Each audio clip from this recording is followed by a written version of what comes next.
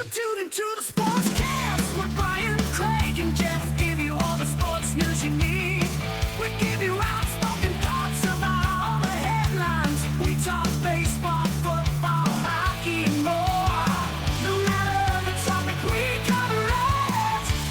Get ready for the show and keep it outspoken. Keep it outspoken. We keep it outspoken only on the Sportscast.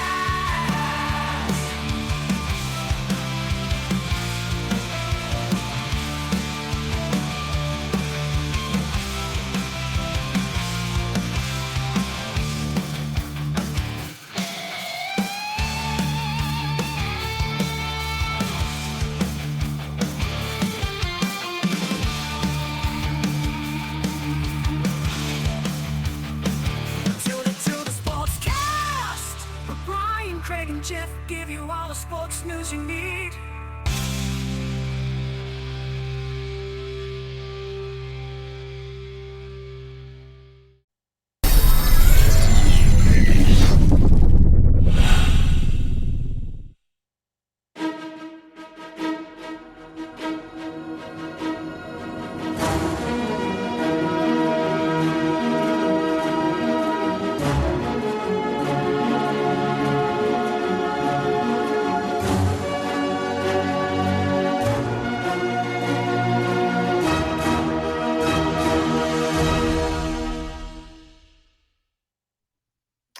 Hey guys, welcome in to the Outspoken Sportscast here, episode 112. We got Greg on. We got headlines on Tuesday for you.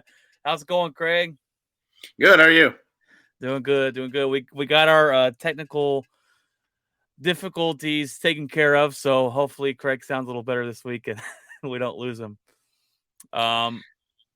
This week, we got some basketball update for you. We talk about the first and second games that happened, and we got some other things as football and the USFL those over the weekend, and some wide receiver trouble in the NFL and all that good stuff. But we'll start off with the NBA playoffs here. It's been pretty good games. We've had some blowouts. We've had some things that happen that we figured were going to happen. Let's start off with the Mavericks. Mavericks lose. Luka's been out. This was the big question mark. Can this team win without Luka? Going to be very difficult to do that. They lost a close one in game one. They lost at 99-93. I thought that was a game they let slip. The Utah Jazz weren't playing very well at all. And that's a game that they should have won. But they had a horrible shooting night all around. No one really stepped up. And the Jazz didn't really look that impressive either, and they were able to walk away with the win, which I figured that would happen. In game two of Dallas, the Mavericks get the job done. Brunson scores his highest career playoff game of all time, 41 points. He went off. He had 41 points and 0 turnovers. They won 110 or what was the score of that game? Do you have the score of that game? It was like 110 to 104. 110, 102, 104, yeah. Something like that. 6-point win. Maxi Kleba had 8 from 11 from the 3-point line. Yeah, they had 22 total, which is a team record. Yeah, it's a team playoff record. Is it a playoff record for the whole NBA or is it just a team? I think the team, yeah. This team. Because I think as long as you got Golden State around, I think they shoot more than 22. So yeah. It was a dominating performance for these two guys, and they played well at home. I still don't, unless Luka's coming back game 3, I don't think the Mavericks win this series because it took such a game we're not going to probably see again from Brunson or Kleba. They're going on the road in Utah, which they don't. Yeah, your role players do not play as well on the road technically as they do at home. Right. And that's most teams, Yeah, that's all the way around. Right. So I still think Jazz pull this off unless Luka comes back in game 3. They're talking about him coming back in game 3 or 4. And it also depends on how healthy he is. If you get Luka and he's 50%, what is that going to look like? Is he on a minute limitation and all that stuff? But he did shoot around the other day. He didn't look good. Yeah. They saw the video. It was very light. He wasn't jumping, exploding off his deal at all. I just don't think he has that kind of ability to back it down. Like he wants to go and he wants to go all the way. So if he can't do that, I suggest not playing him because bad things are going to happen. Yeah, you don't want to risk his whole next season. He blows out that Achilles. Yeah. We got the 76ers dominating the Raptors both games. They looked really It's good. disappointing. It's disappointing from a Raptors standpoint. They had some injuries of people that didn't play the first game. I don't know if they played the second game, but that's been a very disappointing. I mean, this is kind of what we expected from Toronto coming in, but then they won 50 games. So that's if you're going to win 50, you need to show up in the playoffs and act like you won 50. I picked them to win the series. I didn't think the 76ers were meshed really well yet. They got the trade. But I thought give Philadelphia a little bit tougher of a battle. Yeah, I just thought the Raptors are more. I think they're better coached, more team chemistry. I figured that might help out. They played really well this season. Agreed. Coming in this year, the 76ers, I didn't know what kind of respect to give them. And Embiid's taken over. He's I don't know. I didn't know what to think because you put some new pieces in late in the season. I didn't know if they had meshed yet. Looks like they're going to be okay. Yeah, it looks like they're going to go, take a deep run here. The Raptors could still win, but the 76ers did take a 2-game lead. Everybody that played last night went to 2 games except the Dallas Mavericks. The Warriors dominated the Nuggets. Oh my gosh, your pick! They're looking Who called that? You're looking like the dominant. Your pick's looking, the Golden State Warriors to win it all is looking pretty dominant. Steph Curry came off the bench last night and scored 34 points in 23 minutes. That's my guy. That's what he does. If you have Steph Curry coming off the bench, that's how deep your roster is. No one's beating them. It's insane. They beat the Nuggets 123 to 107 game 1, and they dominated them again last night. We got the Hawks that got dominated by the Heat. We figured that was going to happen.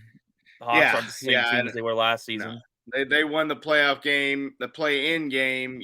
I mean, the East didn't have a whole lot of competition to play in the 8th spot anyway. So I don't think Miami will face any kind of adversity until Boston or maybe, I mean, it's either going to be the winner of the Boston or the Nets series. Is kind of the only adversity they're going to face in the East. Maybe the 76ers. Yeah. Bucks beat the Bulls in a low-scoring affair, 93-86. This Bulls is the game. Have been a little disappointed. I thought they'd play a little defense, play a little better. Well, they got to score more points. They held them to 93 points for Bucks on the first game, and I was like, if you're holding Giannis down to 93 points, you got to win that game. But they weren't on it shooting wise. They only scored 86 points, and that's just not going to get the job done. Now, the other series is the Celtics and the Nets, and this is the game we were looking forward to. I want to see Kyrie go into Boston and get booed. I can't stand Kyrie Irving. I can't stand Kevin Durant. I hate both them fools. And Kyrie goes in, and he has one heck of a game. He single-handedly did everything he could. Single-handedly tried to bring him back in this. They probably should have won too. If Durant plays defense on the last play and doesn't. Yeah, he just stood there. Let him, like Tatum, a tree. Tatum runs basically straight to the goal. He gets a nice pass and a nice play. He does a little spin move, puts it up and in to win. They get the 1-point victory in game 1. I believe they play tonight for game 2. I believe so. Kyrie Irving is also getting fined $50,000 for flipping off fans. And probably the under the tunnel comment statement probably didn't help. We cannot say this statement on this podcast, but yes, no, we cannot. Well, I can't stand Kyrie, and this guy, he talks about it like he came on before the series and was like, well, let's let bygones be bygones. And we knew that one. Let's, and then he goes on there and is flipping off fans. And I'm like, all right, guy, like it's a horrible look, but It is what it is. And obviously the Suns take care of business 110-99 against the Pelicans. The Pelicans don't have any shot. And let me ask you a question, because I believe Zion Williams is going to be one of the biggest busts of all time. I don't know how you feel about it. I thought so too, just from a body type injury standpoint. He's so big and he hits the ground so hard. Like, I didn't think longevity. I thought he would be good when he played, but I didn't think he was going to be able to stay on the floor, and that has been the case so far. Now he is saying that he's healthy enough to play, and the Pelicans sound like they're telling him, "Nah, we're good." Yeah. That I think eventually he gets out of New Orleans, but where does he go? How does he catch on? There was talks about him leaving last. I mean, there was talks about him last season wanting to leave and wanting now. While he's hurt, though, Yeah, what's the point for the Pelicans to play him now? He hasn't played most of the season. You're not going to go to the championship. You might as well just rest him. He's out there doing 360 dunks, and they're like, he's looking like he's able to play, but he's not going to be. It's just a weird situation. This guy came out with as much hype as LeBron James, it seemed like, and I think he's going to ultimately be a bust with injuries because he doesn't physically know how to take care of his size body. He's a beast, but blowing through tennis shoes like basketball shoes like they're nothing. Yeah. All right, well that's your NBA update. There we got basically everybody going up 2-0 except the Mavericks. Mavericks are they go back to Utah. They're hoping that they're trying to see if Luka can play game 3 or 4. I don't see it happening. And people are talking like he's automatically going to come back, but he may not. Yeah, no, I really think their best bet is to try to somehow win this series without Luka and rest him and hope that he's ready for round 2. I think that's your best case scenario. The first round, they always spread the games out. They last a little longer. They last probably 2 weeks, and I think that's probably your safest bet. If you look at your grade 2 timeline, I think that is more of what he's looking for. So I think that's what he should need. And I don't know. We'll see if Kidd tries to play him, but I think that's just the Mavericks trying to get in and let the other team prepare for a guy who's not going to be there. Yeah, I think it's all head games and just. But we'll see. He can play. He might be superhuman. He is young. He might be sleeping in the hyperbaric chamber at night. Who knows? Oh, he definitely wants to be out there, but just a bad timing to get hurt. Yeah. Boy, Mavs fans are right now wishing they did not get that technical rescinded. I'll tell you that. Yeah, that was interesting too. All right, well, we got some. Tony Brothers is like, I was trying to help you, bro. I was teeing you up. I was trying to help you. He saw it in his magical ball at home and said, "Hey, I gotta throw this guy out tonight." But and it's funny, are the Mavs the one that fought that, or was the NBA? Yeah. Cuban, you know how Cuban is. He was emailing the NBA before the game was over. Nice. Mavericks are the only team that doesn't get referees to the home court team doesn't get the calls. They get the calls, They went to the free throw line last night than the road team. Go figure. Thanks, Cuban. Yeah, I'm not a big fan of Mark Cuban myself, but it's a whole other topic there. Let's see. All right, that's our NBA update, NBA playoff update. It looks like first round is going like we thought, and it also looks like it's going to be a quick series for a lot of these teams. A lot of these games going up 2-0, but we'll see if you go game 7. I love game 7s, but the rest of our updates have all been football related, which is fine with me because I love football. The biggest news coming out this week was the sources say that star wide receivers Deebo Samuel, AJ Brown, and Terry McLaughlin will skip on-field workouts during the offseason programs as they push for new contracts. Now, that came out. Terry McLaurin actually, they said that he wasn't supposed to be involved in that he will show up on on-field workouts. He probably wants a new contract. This is something that I don't think we saw coming this offseason. The wide receiver market has just flown off the map.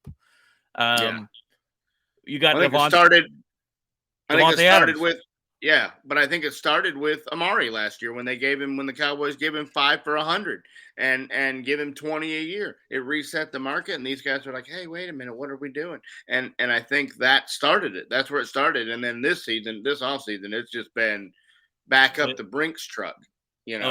Oh yeah. You got Adams, who's 5-year, $140 million. He's averaging 28.5 a year. You got Heel, who's the second highest paid, 4-year, $120 million, 30 averaged a year.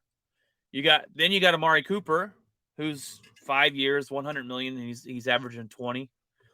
And then it drops down to Michael Thomas. He's a 5-year deal. He's averaging 19.2, and then Stephon Diggs is 4-year. I think he's gonna want to go back to the market too. Like, with all the way these guys are getting paid. I think he's gonna want off the team. That's him and Peyton do not get along. We can get on that here in a second, but it's interesting. What I don't understand with the way the league is going, okay? They want quarterbacks to get paid 50, and then the next one's going to want 55, and the next one, and then these wide receivers are going to want to get. You can't pay your quarterback 50, you can't pay your wide receiver 30, and you can't pay your cornerback over 20, 20 something million, 25, whatever it is. I'm like, what? How is these teams supposed to have these star players on the same team, paying them millions and millions of dollars? Is it going to get to the point where the cap is just, it doesn't equal up to the fairness of what these people are asking for? Because the market just keeps going up and up like nothing. And I'm like, well, the cap's got to start going up, because if not, and it will with the TV money, and that's what they're projecting is the that's what they're expecting is that to happen. Is the market to go up because the TV money goes up. That's what they were betting on the Dak deal. That's why they're backloading a lot of these contracts, because they were because that TV money ain't here yet. Yeah, it's not here yet. They're projecting what it's going to be. Now, so you got all these guys getting paid. A.J. Brown wants money. Deebo Samuel wants more money because he does everything. Wide receiver, running back. He wants to be paid like multiple positions. We got Patrick here on here, says, "Hey, call my agent. I'll play for less." I agree. Yeah. I will definitely play for a lot less than that, Patrick. But it's just crazy, the amount. And then you look at Cooper was making $20 million for Dallas, and that seems kind of cheap compared to what some of these guys are making now. But let's go back to Michael Thomas, because I think he's pretty interesting. There was a report, I think it was last season. It was actually the year before last, actually, how Michael Thomas was hurt, but they asked him. There was a report saying that the Saints asked him to play through his injury and not do surgery for Drew Brees' last season. And he did that. And then they were mad because he chose to do his surgery during the offseason, and he missed a couple games. And there was back and forth bickering, and they both sides were unhappy. And then he comes back, and he got hurt, and he was out basically all last season. So we really haven't seen him in a whole year. Why would you want to go back to New Orleans? You don't have a quarterback. I mean, I'm surprised there have been more talks about him being traded somewhere this offseason. Do you think he's traded before this season? Do you think they stick with him? What are your thoughts on Michael Thomas? Yeah, I mean, he should have gotten the surgery when it was needed in the offseason. He really put the Saints behind the 8 ball and all that. And when you don't do that, I mean, your head coach isn't going to be happy when you come in and go, "Oh, hey, I'm not going to play," and then so it's just. I think he's still good. I think he's still productive. I think he can still help the team, but I think there's a very big barrier there between him and Peyton. And when you don't get along with the head coach, you're not going to see a lot of time on the field. Well, Peyton's not there anymore, Craig. Remember? No, yeah, but hopefully that helps going forward. Yeah. Going forward, that might change some things. But I mean, is his attitude towards the new guy the same as Peyton, or I don't know. Right. I guess does he get along with that guy? Who is do we even know who the coach is? I have no clue who the coach is. The Saints, because I don't see any of these wide receivers sitting out training camp and sitting out because they made that rule where they will be fined for missing practices and missing games, and you can't take that money away. Do you think anybody this year is going to start sitting out any of these three wide receivers, or even Kyle Murray when it comes to that point? Do you think they're sitting out and losing money? Le'Veon Bell did that a couple years ago, but we'll see how healthy he is coming back from the ACL and when this happened in the Super Bowl. We haven't seen somebody yet since they changed that ruling that you will lose money, and it can't be voided out. So I'm interested to see if any of these guys do help. Yeah, if any of these guys do sit out, but I'm not sure. Talking about big contracts too, Cleveland Browns make Denzel Ward the highest paid cornerback with a 5-year, $100 million extension. He's good. He's a good cornerback. He's top 6, top 5 in the league when healthy.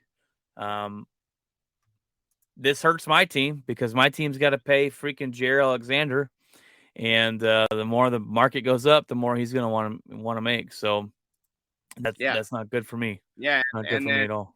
I mean, basically, it's going to force teams to have to go draft all new wide receivers and pay them rookie deals to try to keep them under the cap. Yep, and that that will be all these cap gurus, I like to call them. They're backloading deals and they're changing his contract. And Green Bay does it a lot. Cowboys do it all the time. But at the end of the day, when that time comes in a couple years, I'm like, Green Bay is going to be hurting for a lot because we were bad this year in cap, and we were able to get under it. Losing Devontae Adams helped getting under the cap, didn't help our offense, but so we'll see what these guys are able to do. And like I said, the market keeps going up and up and up and up and up and up. And I'm like, man, that TV money better come in. These cap numbers better start going up because I don't know if teams are going to be able to afford to have star players in each position, as far as a wide receiver, a quarterback, a cornerback, defensive end, pass rushers type of situation. But we do have a question from Patrick, and it's not on a run sheet here, and it's actually something I talked about on a TikTok video. It says, where will Mayfield go? Baker Mayfield. And I think that's been the biggest question mark this offseason, in my opinion. As far as just... We're saying Carolina's got the lead deal on it. I don't know if that's the case or not. I have no clue. I don't know what you would give up for him. I don't think Cleveland's going to make it easy because of the Watson suspension. They want to back. They need something to fall back on in case the NFL goes and says it's going to be 8 or 10 games. If they go crazy and say this is going to be half the season, then they need something to be. I mean, because you ruin your season if you get rid of Mayfield and they go and suspend your quarterback for 8 games. You don't have anybody. I believe they signed a backup quarterback. Well, they did, but he's not Baker Mayfield. I mean, he's not. He's not. He's not going to win you. He's not going to win you 5 or 6 games. No, and if I'm Baker Mayfield and they ask me that, I'm giving them 2 middle fingers. I'm out. I mean, see you later, bro. He didn't. Yeah. Well, Deshaun Watson showed up this today and to voluntary workouts, and Baker Mayfield did not. Patrick asked, "Is he better than Sam Darnold?" 100% better than Sam Darnold. Yeah. Um, I think anybody's better than Sam Darnold. I think they are really regretting that decision right now. well, it's like I thought it might work out because Sam Darnold played with the Jets, and you just don't know. I thought it was a good Yeah, I pickup. mean that's always a fair deal. That you got to give them a second chance, but they did, and that didn't work out very well. The nod, just like Carson Wentz with Indianapolis, didn't work out very well. Well, that was a huge disappointment because when he went back to be with Frank Reich, I thought that was a match made. That's where he had his MVP season with. That's where he put his numbers up. Indy had the better offensive line. I really thought that was going to be what he needed, and it was not. Me too. A good running back, a good running game to take that pressure off, to open up the offense. They really didn't have a wide receiver there for him. His defense is good. I thought that was going to be his redemption, but now he's got to hope that it's in Washington with the Commanders. Going back to Baker Mayfield, yeah, they did say that the Panthers do look like they're the front runners. But did you see Robbie Anderson? Is it Robert? Was it Robert? No, it's not Robbie Anderson. What's the wide receiver for the Panthers? The main wide receiver. Do you know his name? Oh, they went and got Moore. the kid. DJ Moore. Yes. I think it is. Did you see what he said? There was rumors about Baker going to Carolina, and Robbie Anderson straight up said, no, I don't want to play with this guy. I don't want him. Came out twice publicly saying, do not bring him in here. He's got a bad attitude. I mean, it's all about Baker when he goes somewhere. And a lot of teams, when you're trying to build team chemistry, that's not the guy to bring into the locker room. And that's going to be the stopping point to a lot of these teams is if I'm trying to build something, if I'm that head coach in Carolina trying to save my job, Baker Mayfield's not the horse I'm hooking my wagon to. But that's just me. It'd be different with his attitude if he was a winner. Cleveland gave him a lot of talent. You can't, and he didn't produce. He produced good, decent. He's a decent quarterback, but he didn't get to the level of the talent they had around him. Then he got injured his shoulder last year. I like Baker. I like his he's going to give you everything out on the field. That's something you cannot deny. He gives you 100% on the field all the time, but his attitude has kept teams from. Maybe that's why he hasn't gone nowhere. I figured I figured Indy would pick him up but when they got Matt Ryan, I figured Atlanta would be the for sure thing, and they go and sign a backup Marcus Mariota, which had me scratching my head. I don't know how you felt about that, but I'm like, Baker Mayfield's still out there. What are we doing here, guys? Mariota has never been a success, and I don't know if he ever will be. You want to talk about bust? That's going to be a large one. Is Marcus Mariota? I don't know. I mean, I think Baker can play in the right situation. I mean, he has a point. He's played for how many offensive coordinators already in his career already? They're changing them every year over there. So if he can just get some consistency, then maybe he's not as bad as Deal. Plus, that offensive line last year was not what it was cracked up to be in Cleveland. It was hurt. It was like a turnstile. Plus, Baker was playing with a torn labrum. I mean it wasn't in his throwing arm, but that still had to hurt every time he got hit. That's one thing. So he got some bad breaks.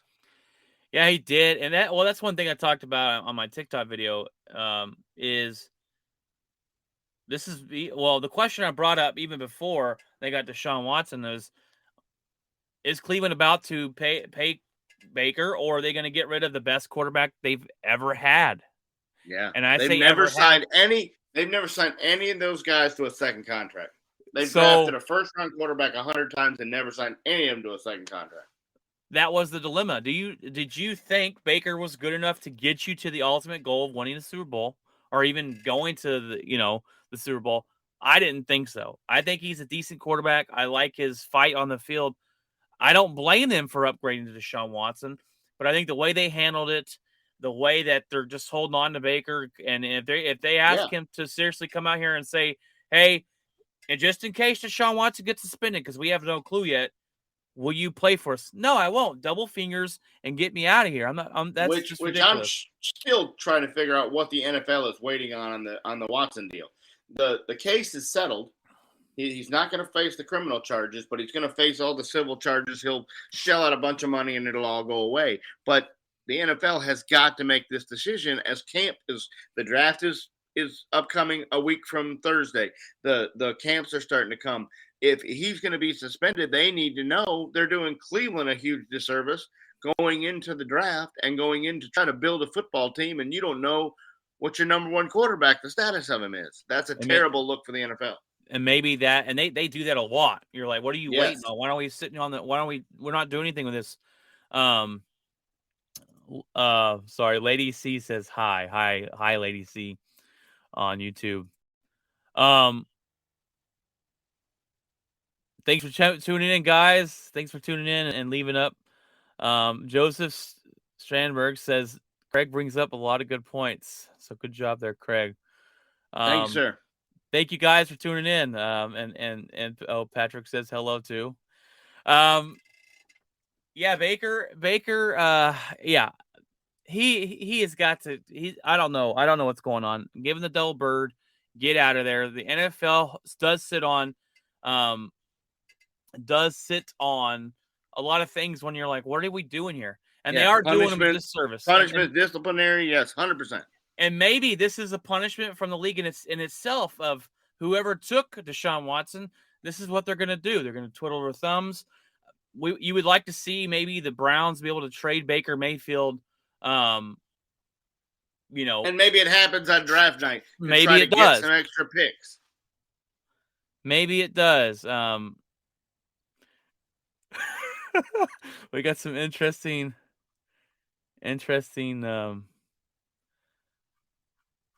messages going on here, but anyways, I'm gonna try and ignore some of those. All right, well, yes, the NFL does sit on those things, but let's see. We also got to talk about the Calvin Joseph update. Calvin Joseph says he was in the car of the that took a man's life, took gunshots in Dallas. Says he wasn't the shooter. A day later, 2 guys get arrested, and Calvin Joseph's out at practice because he sang like a canary. He's like, "What do you guys need? You guys need addresses, phone numbers, birthplaces. What do you need? Birth certificates? I got it all. Hold on." I mean, he gave them everything they needed. He probably showed them the gun. He gave them everything they wanted in hopes that they would do what they've done. And I still find a very hard time that this is over for him, that they're just going to let him sit in the car and not be some kind of, if he would have, when this happened, if he calls Dallas PD the next day and says, "Hey, listen, I got your shooters. I was in a car with them. I didn't know there was guns involved, and I was in a wrong spot at the wrong time, but I got your 2 guys that shot them. I know where they're at. I know where they live. I know what their names are. I'll give you everything." Then that's fine. That's where we get to no charges. But the fact that they had to go look for him, and the fact that Dallas Cowboy fans are the ones that basically figured him out and said, "Hey, he's got the medallion around his neck that we recognize. That's our guy." And their Dallas PD's like, "Hold on, wait a minute, what is this?" They're like, "Yeah, that's Calvin Joseph. He wears that medallion around the NFL." And so they went and found him. And next thing you know, oh yeah, you got me. You can't, if you're not going to tell us you're involved and we have to come find you, you're part of it. And the NFL is 100%. I don't know. 4 games, 5 games. I don't know, but he's getting something. He's not going to get away. He plays for the Dallas Cowboys. Roger Goodell he might get the whole season being the fact that he's a Cowboy. Who knows? Well, look. You're right. You're correct on all that. The thing is he's out practicing right now for Dallas. I'm like, what? We pretended like what are we doing? Like Calvin Joseph wasn't there. What are we doing? No, well, that's Dallas PD for you, not the NFL. I mean, Patrick says Jerry's writing him a big check right now. It's a bad look. Could the Dallas Cowboys not have said, "Hey, you might want to sit this one out, buddy"? Yeah, a little fresh here. I guess, yeah. My thing is, and they've been talking about 105 to the fan, is why is Dallas waiting for the NFL to do anything? Why doesn't Dallas say, hey, you're cut or you're suspended or whatever it is? I guess they're not going to. Come on now. You know Dallas and the history I of know. having people on their team with a criminal record. That's how we build a football team. If you have a criminal record, then you come play football for us. It's Jerry Jones' second chance house he runs there in Dallas. Yeah. We're running a halfway house around here. Come on, Brian. What are we doing? Yeah, I'm like, are you kidding me? This guy is practicing right now for you guys. It's just he's going to be the starter. It's crazy. Oh, and then yeah. He was Patrick, good point there. He wasted another second round pick. Why does Jerry Jones like to gamble with your second round picks? It's never the third or the fifth or the sixth where if you take a guy in the sixth and it's a gamble, that's fine, right? That's fine. Okay, if it works out, it does. Not if not, it's a low risk. But it's a second round pick. I'm like, you got to stop taking these. He's bit you guys in the butt before. That's not a round you want. It's not a round you want to take a second chance type of guy. And we knew his problems coming out. He got kicked out of 2 programs basically. It's just 100%. It's typical for the Jerry Jones of Dallas Cowboys. Yeah. No, I agree. All right, Craig. Well, we got one more interesting. Well, it might be interesting. I don't know. Did you watch the USFL? It kicked off this last weekend. Do you have any impressions? Did you watch it? I cannot say that I did. I was watching the NBA playoffs and Major League Baseball. I see where they drafted these kids and everything like that, but they're playing all these games in Alabama. Like they're having to play all the games in Alabama for some reason. And so I didn't know that till last night, but I don't know if they travel. They're going to travel to a different stadium and play the next weekend. There's 2. I think there's 2 stadiums they can use. I mean, one of them's obviously going to be, I would say, the Crimson Tide Stadium. I don't know. Maybe the Georgia Dome. I don't know. But it's weird. And I mean, so yeah, I think it gives fans football. Anybody who likes football, then yeah, it gives them another outlet. But and it gives these guys a chance to show their talent, and hopefully somebody sees them and picks them up, and their careers deal. I just don't know how. I mean, the XFL didn't catch on. None of this ever. The NFL, if it starts to really get popular, will somehow squash it and buy it out, and it'll go away. And so. No, I really didn't get a chance to watch it much. But I heard, the reviews on it were pretty solid for opening weekend. Now, I've watched the XFL when it took off a couple years ago, and it lasted a season, and they canceled. I watched it. I thought that was actually going to make it the second time. I think the pandemic just destroyed it. I thought the fans were involved. I thought the TV ratings were involved. The XFL was going well the second round. The first time it was just a joke, but the second time it wasn't bad. They are coming back next season. So the Rock has bought them. The Rock and his ex-wife has bought them out. They changed the logo, which they're being sued for because they think they stole it from somebody. So they're coming back next season. And they're actually working with NFL. They've made a deal with the NFL, and they're gonna help on player safety for the XFL and getting things ready. So I think that's a smart way to go. Yes, Austin, can you smell what the Rock is cooking? But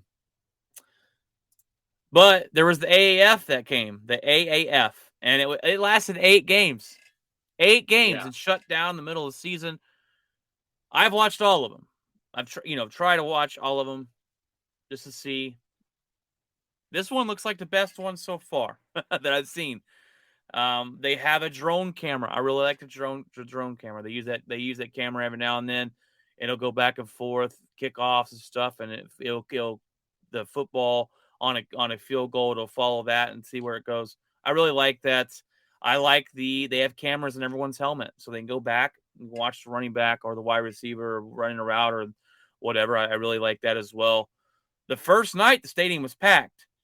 Then you got on to the next day, and there was like 4 people in the stands, so not a very good look. But Jason Garrett was in the commentating booth, and that was a big story. And I thought he was going to be boring. I didn't think I was going to like it, but I really liked Jason Garrett in the booth. I was listening to that game. It was the Gamblers versus somebody, Houston Gamblers versus somebody, and Garrett was in the commentator booth, and I thought he did a fantastic job.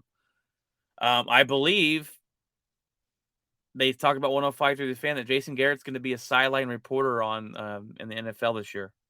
I'm not sure if that's true or not, but I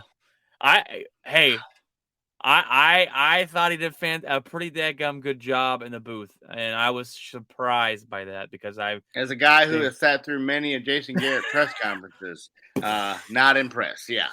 Yes, but I think you got to go listen to his audio on that, and maybe tune into a game that he's commentary up there. But I honestly thought I'll get right on there right after my Giants baseball game. Sorry, bro. I think it's worth a hard pass. I think it's worth a listen. Yeah. All right, guys. Well, I think that's going to be it for this episode. We covered all the major news that happened between Friday's episode and this week. Me and Craig jump on Tuesday nights. We'll keep it around 5 o'clock, 5:30ish, and then Fridays usually me and Jeff as well. We'll do another show then, talk about anything else that happens, and give you all the updated news. Now, thank you, Patrick. Great show, guys. Thank you, sir. Appreciate that. Now, we did have some trolls in here. I had to block some people on YouTube. Some fun stuff. My dumb self, I did the same thing last year, Craig. I thought the draft was a certain Thursday, and I was wrong. This Thursday is not the draft. All right, I screwed that up. That's on me.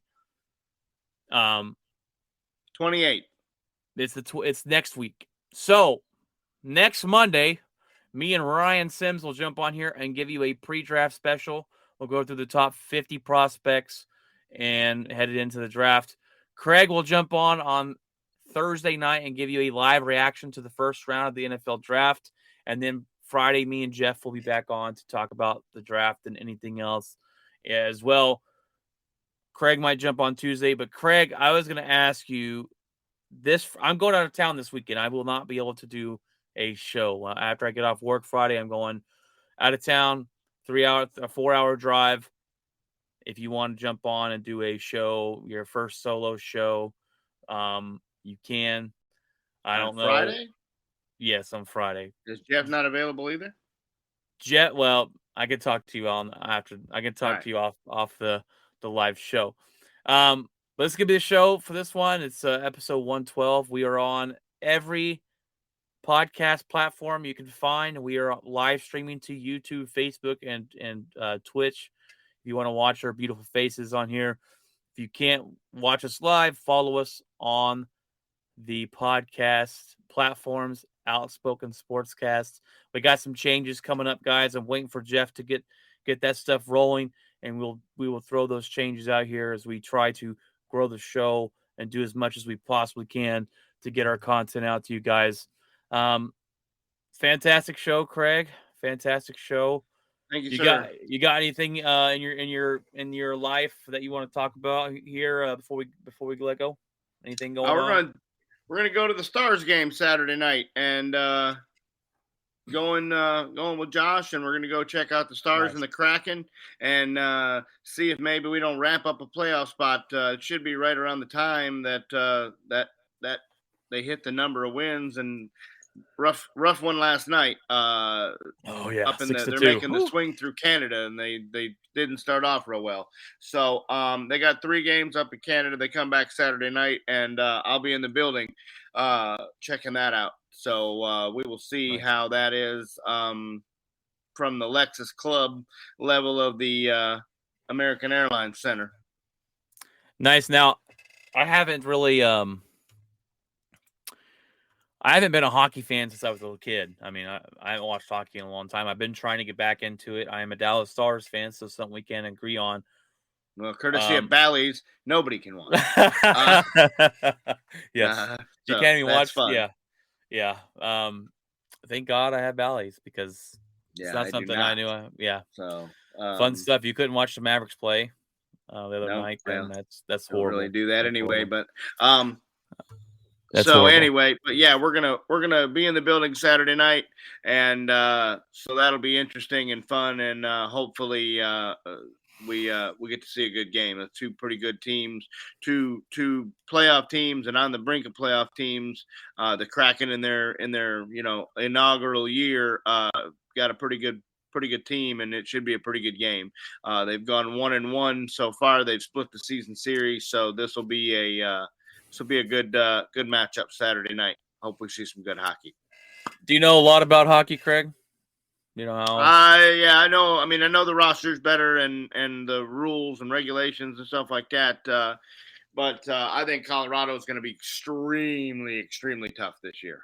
They were tough last year, and I think they've got some really young talent, and I think they're not only going to be good this year, but they're going to be good for a long time to come.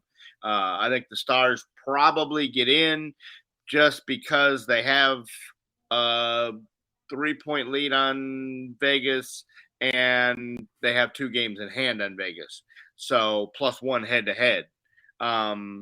So that's 3 games that they can make up points on Vegas and kind of widen that gap for that wild card spot. They also are tied, or were before last night, tied with the team above them for the first wild card spot. What you want to do is try to avoid that second wild card spot and try to avoid Colorado in the first round. Why it's not uncommon in hockey for 8 to beat 1. You don't want to face Colorado in the first round and deal. You'd like to avoid them at all possible costs for a round or two.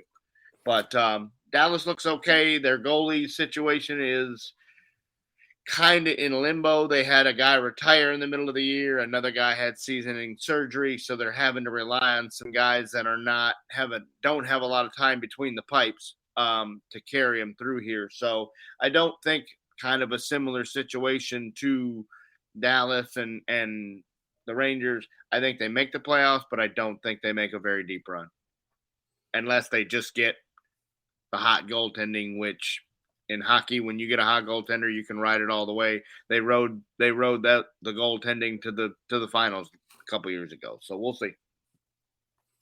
Well, it's good to know we can have some hockey talk. I'm not all up in on the hockey now. Going to the hockey game is one of the best experiences. I think watching on TV is nowhere near. You go to the game and it's electric. It's really fantastic. I need to get out. My neighbor has some season tickets to the Dallas Stars, so I need to catch a game with him. But good to know for Call me up. Good to know for future So references.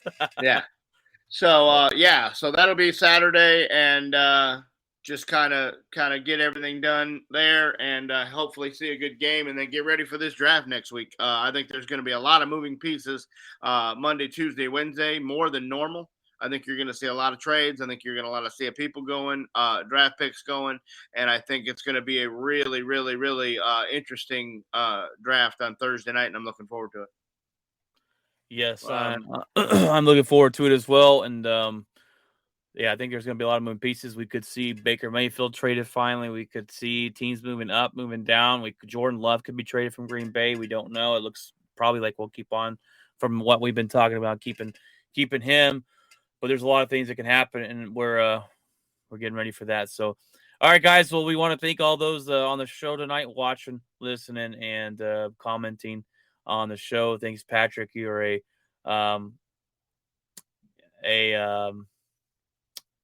what do you want to call it?